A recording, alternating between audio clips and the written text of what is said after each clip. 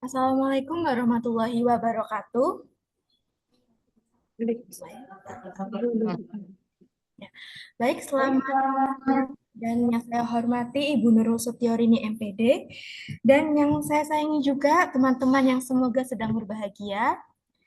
Nah, baik pada kesempatan kali ini kami dari kelompok PPL SMAN 3 Purworejo akan memaparkan hasil kerja dan juga diskusi kami mengenai penggunaan design thinking untuk mengembangkan empati dalam dunia pendidikan. Namun, sebelum kita masuk ke pembahasannya, di sini saya bersama dengan rekan-rekan saya tentunya. Nah, ini ada nama anggota kelompok kami. Adapun yang pertama ini ada Mbak Anissa, yang kedua ada Zahra, yang ketiga ada Mas Bambang, yang keempat ada Mbak Delsa, dan yang kelima saya sendiri, Feby, dan yang terakhir ada Mbak Mutia. Oke, baik. Eh, Selanjutnya, kami langsung saja akan masuk ke pembahasannya. Nah, pada bagian ini dipaparkan pada bagian catatan observasi. Adapun kami melakukan observasi di kelas 11 pada mata pelajaran Bahasa Indonesia, di mana kami mendapatkan beberapa poin yang dapat kami jadikan bahan acuan atau bahan pertimbangan ketika melakukan wawancara dengan murid nantinya. Adapun keterlibatan murid ini sangat dipengaruhi pada metode pembelajaran. Nah, selama proses pembelajaran pada tahap awal, pada tahap apersepsi, murid menunjukkan respon yang positif, terlihat dari fokus dan keaktifan mereka menjawab pertanyaan. Namun, saat metode ceramah digunakan, fokus murid ini menurun. Ditandai dengan apa? Ditandai dengan kurangnya perhatian dan juga interaksi. Ketika guru menggunakan media seperti video atau gambar, perhatian dan keterlibatan murid ini kembali meningkat. Aktivitas praktik seperti pembuatan vlog membuat murid lebih antusias dan juga aktif bekerja sama, dan suasana kelas juga menjadi lebih hidup. Sebaliknya, pada kegiatan membaca dan menganalisis teks, beberapa murid mengalami kesulitan dan juga menunjukkan tanda-tanda kebosanan. Dalam diskusi kelompok, terlihat juga adanya perbedaan keaktifan. Ada yang dominan dan ada juga yang pasif. Secara keseluruhan, keterlibatan murid sangat dipengaruhi oleh metode pembelajaran yang digunakan. Adapun itu tadi catatan observasi yang kami temui ketika kami melakukan observasi pada kelas 11 pada mata pelajaran Bahasa Indonesia. Baik, selanjutnya untuk hasil observasinya akan dipaparkan oleh rekan saya. Kepada yang bersangkutan, disilakan.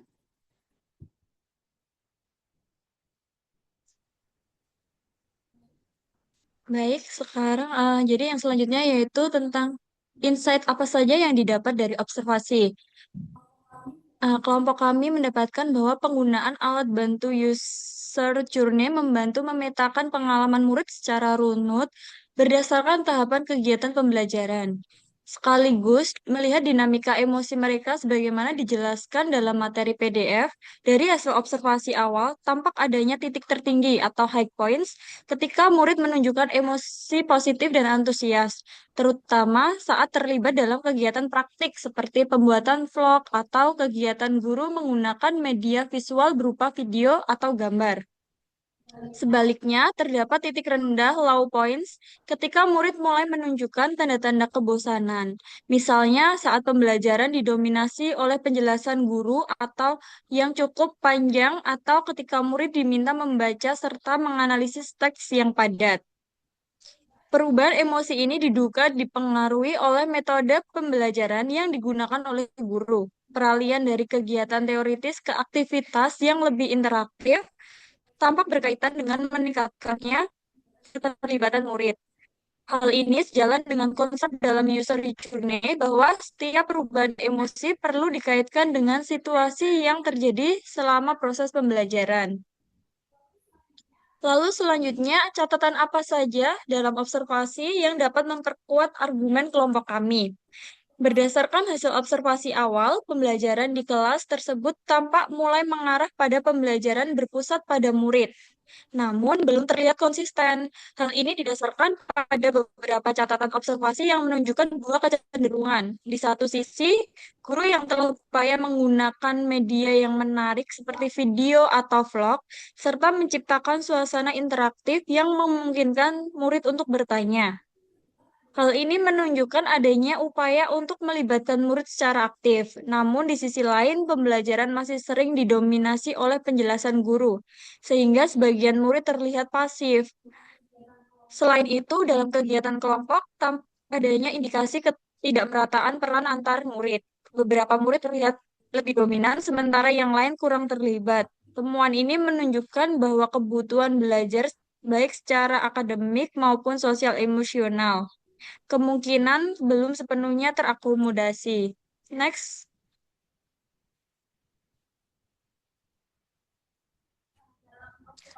Dalam observasi, kami juga menemukan beberapa hal yang menarik perhatian kami. Salah satunya yaitu adanya perbedaan respon murid terhadap kegiatan diskusi kelompok.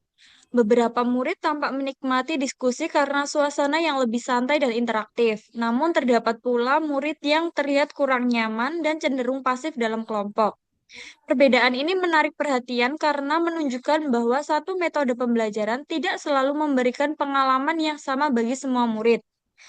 Berdasarkan observasi, kemungkinan terdapat faktor lain seperti pembagian peran, rasa percaya diri, atau persepsi tentang kemampuan diri yang mempengaruhi keterlibatan murid dalam kelompok. Hal ini sejalan dengan pendekatan observasi yang menekankan pentingnya memperhatikan interaksi dan ekspresi murid secara menyeluruh. Lalu, kelompok kami menelusuri lebih lanjut penggunaan teknik in-depth interview. Berdasarkan hasil observasi yang masih bersifat awal, terdapat beberapa hal yang perlu ditelusuri lebih lanjut melalui teknik in-depth interview. Untuk memperoleh pemahaman yang lebih mendalam, beberapa fokus yang akan ditelusuri antara lain yang pertama yaitu dugaan adanya perbedaan pengalaman murid dalam kegiatan kelompok, khususnya terkait kenyamanan dan keterlibatan mereka. Yang kedua, hambatan yang mungkin dialami murid saat melakukan kegiatan membaca dan menganalisis teks. Yang ketiga yaitu alasan dibalik meningkatnya antusiasme murid saat pembelajaran menggunakan media video atau kegiatan praktik seperti vlog. Selain itu, pemilihan subjek wawancara direncanakan mempertimbangkan variasi karakteristik murid, misalnya murid yang aktif dan yang cenderung pasif, agar diperoleh gambaran yang lebih beragam dan mendalam. Selanjutnya akan dibacakan oleh teman saya. Baik, selanjutnya yaitu rumusan pertanyaan wawancara sesuai tujuan tahapan ID. Yang pertama yaitu introduce yourself atau perkenalan diri, di mana di sini kami memperkenalkan diri dengan perkenalan lalu menggunakan nama. Ibu ingin ngobrol santai tentang pengalaman belajar kamu di mata pelajaran bahasa Indonesia. Lalu yang kedua, introduce project, menyampaikan tujuan. Yang pertama, tujuan wawancara ini untuk memahami pengalaman belajar kamu di kelas. Lalu jawaban kamu tidak ada yang benar atau salah ya. Dan apakah kamu bersedia diwawancara sebentar? Lalu yang ketiga ada build a rapport atau bangun kedekatan, pertanyaan ringan. Contohnya, apakah kamu menyukai pelajaran bahasa Indonesia? Mengapa? Lalu menurut kamu pelajaran bahasa Indonesia itu mudah atau sulit? Yang ketiga itu bagian atau materi apa yang kamu sukai dalam bahasa Indonesia? Yang keempat ada evoke stories atau menggali pengalaman. Nah, di sini pertanyaan yang kami gunakan adalah bagaimana suasana pembelajaran bahasa Indonesia di kelas. Lalu biasanya guru mengajar menggunakan metode apa? Lalu pengalaman belajar bahasa Indonesia yang paling berkesan bagi kamu apa dan mengapa alasannya? Yang keempat ada apakah kamu lebih suka belajar sendiri atau diskusi kelompok? Lalu ada kapan kamu merasa paling semangat saat belajar? Yang kelima ada explore emotion atau eksplorasi perasaan, yaitu pertanyaan kunci. Beberapa pertanyaan yang kami ajukan yaitu, apakah kamu sering merasa bosan saat pelajaran bahasa Indonesia? Kapan dan mengapa? Lalu apakah kamu pernah merasa bingung saat mengerjakan tugas? Pada bagian apa? Lalu ada menurut kamu apa yang membuat pembelajaran terasa kurang menarik? Selanjutnya, pembelajaran bahasa Indonesia seperti apa yang kamu inginkan? Lalu metode apa yang paling kamu sukai? Misalnya video kah, praktik, diskusi, dan lain-lainnya. Lalu apakah kamu lebih suka praktik atau teori dan mengapa alasannya? Lalu ada guru seperti apa yang membuat kamu nyaman belajar? Yang keenam ada question statement atau validasi pemahaman. pertanyaan yang kami ajukan adalah, jadi kamu lebih menyukai pembelajaran yang banyak praktik dan menggunakan media seperti video, apakah benar begitu? Lalu kami bertanya, berarti kamu lebih semangat jika pembelajaran tidak terlalu banyak membaca dan ceramah ya? Yang ketujuh ada thanks and wrap up atau penutup. Contohnya, terima kasih sudah berbagi pengalaman ya. Lalu, apakah ada hal lain yang ingin kamu sampaikan tentang pembelajaran bahasa Indonesia? Baik, selanjutnya akan disampaikan oleh rekan saya.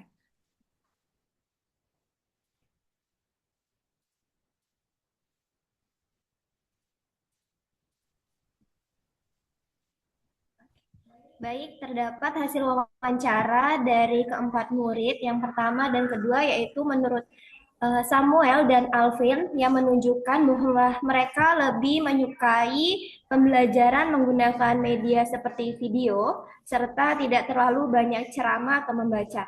Mereka juga cenderung lebih semangat belajar ketika pembelajaran melibatkan aktivitas langsung. Selain itu, Samuel dan Alvin berharap pembelajaran bahasa Indonesia dapat dibuat lebih menarik, interaktif, dan tidak terlalu membebani dengan tugas. Kemudian wawancara terhadap saudari Velia, dia lebih suka menyukai pembelajaran yang bersifat praktik, menggunakan media seperti video, serta tidak terlalu banyak ceramah atau membaca. Dia juga cenderung lebih semangat belajar ketika pembelajaran melibatkan aktivitas langsung. Selain itu, ia berharap pembelajaran bahasa Indonesia ini dapat dibuat lebih menarik, interaktif, dan tidak membebani dengan tugas. Dan oleh wawancara saudara Galuh, dia lebih menyukai pembelajaran menggunakan praktik secara langsung. Dia lebih paham daripada teori saja. Galuh bersemangat untuk belajar saat jam pelajaran hingga istirahat pertama karena masih segar dan menerima materi baru. Kemudian Galuh ini berharap pada pembelajaran bahasa Indonesia, dia suka diajarkan secara detail, ditanya terkait materi yang sudah diajarkan, dan diminta maju untuk mengerjakan tugas atau soal. Selanjutnya akan dipaparkan oleh teman saya.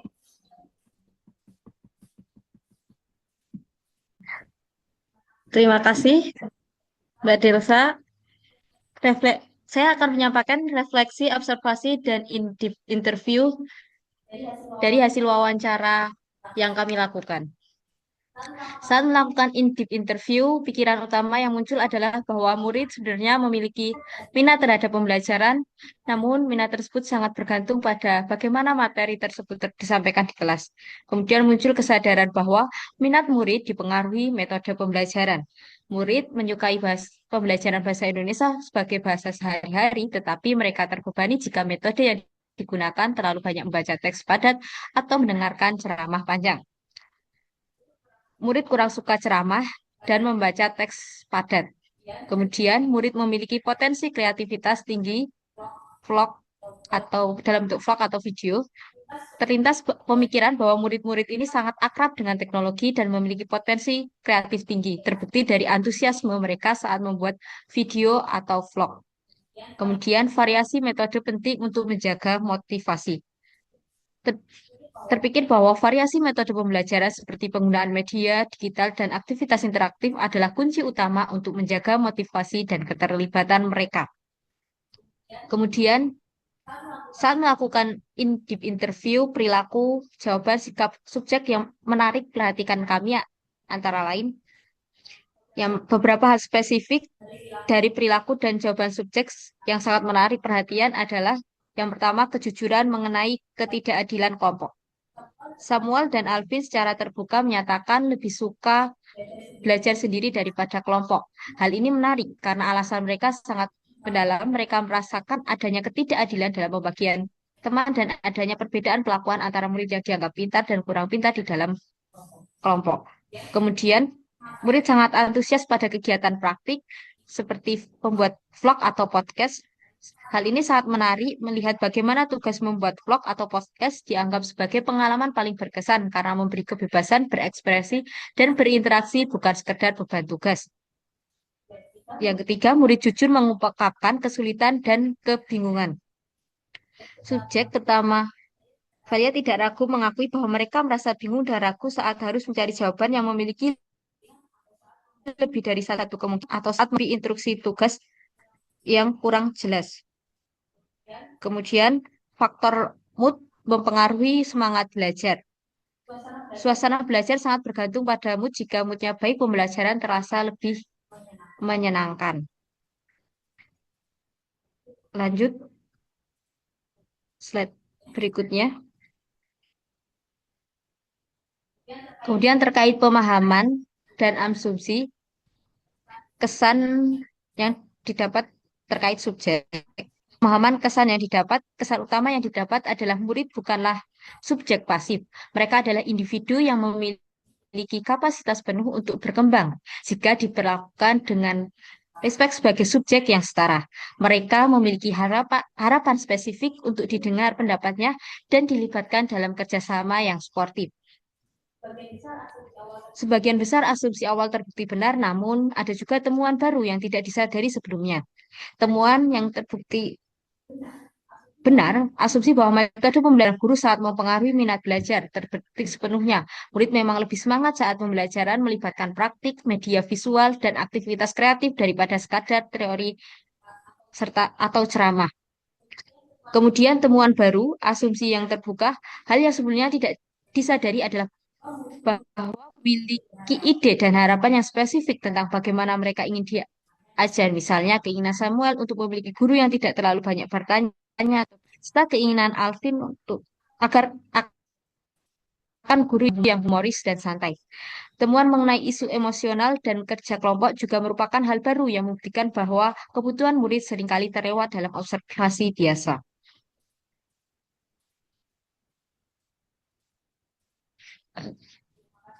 Terima kasih. Selanjutnya akan disampaikan oleh teman saya. Ya, baik. Terima kasih pada rekan-rekan saya yang sudah memaparkan hasil kerja kelompok kami. Bahwa dari hasil pemaparan tadi dapat disimpulkan juga ya bahwa proses pembelajaran ini tidak hanya dipengaruhi oleh metode mengajar, tetapi juga suasana kelas yang mendukung serta interaksi guru. Dan sebagai guru, sebaiknya kita juga harus memperhatikan kebutuhan individual setiap murid. Nah, temuan pada observasi ini dan juga wawancara ini menunjukkan bahwa pentingnya pendekatan yang lebih adaptif dan juga komunikatif dalam kegiatan belajar dan juga mengajar. Nah, diharapkan dari hasil observasi dan wawancara ini dapat menjadi bahan refleksi untuk kita bersama dan juga dapat dijadikan sebagai bahan pertimbangan untuk meningkatkan kualitas pembelajaran ke depannya. Nah, baik, selanjutnya kelompok kami juga terbuka untuk pertanyaan maupun diskusi lebih lanjut. Silakan, apakah ada yang ingin bertanya?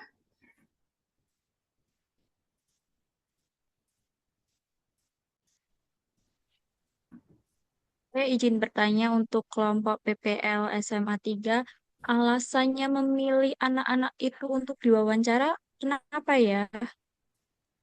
Oke, baik. Terima kasih Mbak Mutia atas pertanyaannya. Nah, untuk jawaban dari pertanyaan Mbak Mutia akan dijawab langsung oleh rekan kami yaitu Mas Bambang. Kepada Mas Bambang dipersilakan.